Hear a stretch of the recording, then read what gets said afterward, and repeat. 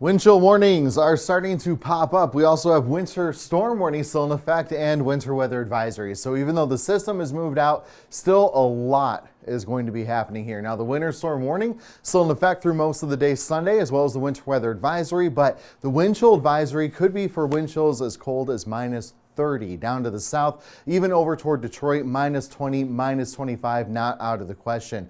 But believe it or not, it gets even worse back over to our west. We start turning into a wind chill warning.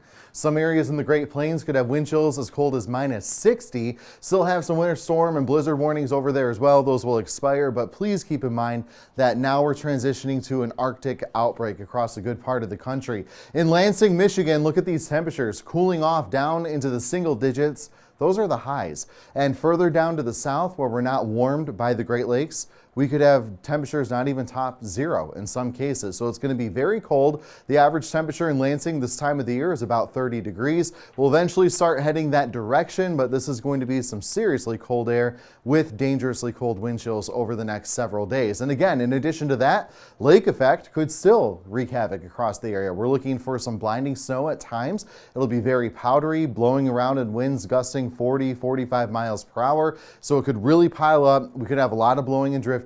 And this extreme cold, like I just showed you, is going to last for a couple of days. So here's how things look. We have this big plunge of Arctic air coming down out of the northwest.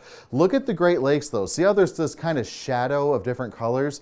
That is the cold air warming up as it goes over the Great Lakes. And all these Great Lakes were just record warm about a week ago. So even though they've cooled off a bit, they haven't cooled off much to, not have that warming influence. So even though it looks way colder to the west and warmer here, that is the case, but the Great Lakes are really helping us out. Just as you think we warm up by the middle part of next week, another plunge comes our way, and that could kind of kick everything off all over again. We could look for some dangerously cold wind chills and some more lake effect snow to potentially come our way. Here are these sustained future wind speeds according to our in-house graph models. We go throughout the day on Sunday, sustained 20, 25, maybe even up to 30 miles per hour at times.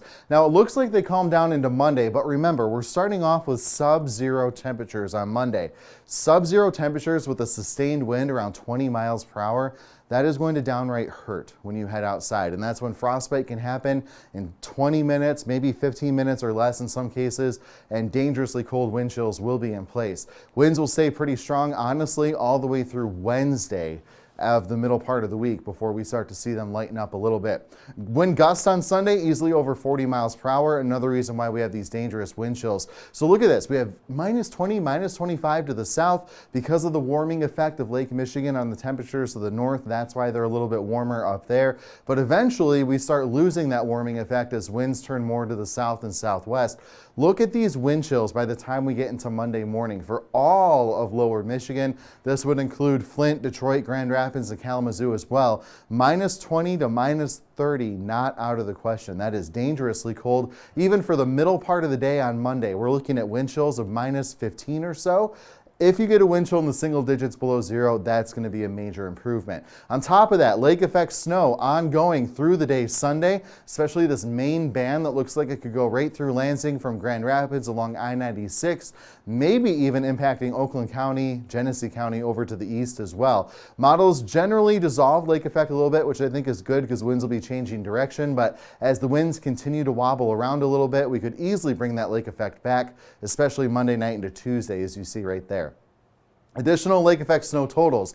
This one band is going to be intense.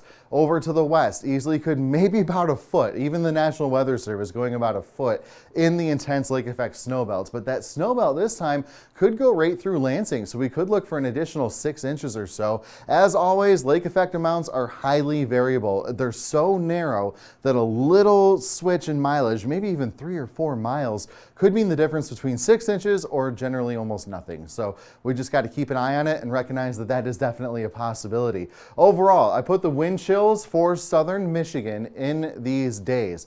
Extremely cold, again, all the way through Wednesday when the winds lighten and we finally start to warm up a little bit.